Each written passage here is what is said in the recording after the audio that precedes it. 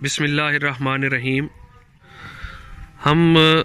आज हम आपको थोड़ा सा ये बताएंगे कि गोट का टेम्परेचर आपने कैसे मालूम करना है, किस तरीके से गोट का जो है वो टेम्परेचर मालूम किया जाता है।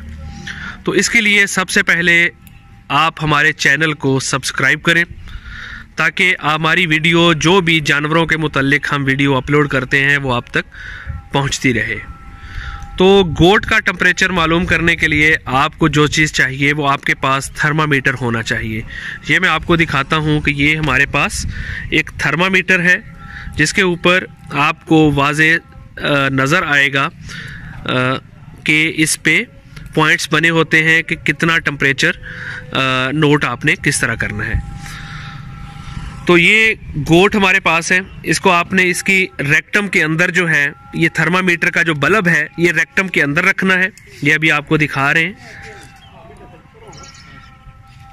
ये रेक्टम के अंदर बल्ब जो है थर्मामीटर का इंसर्ट कर दिया।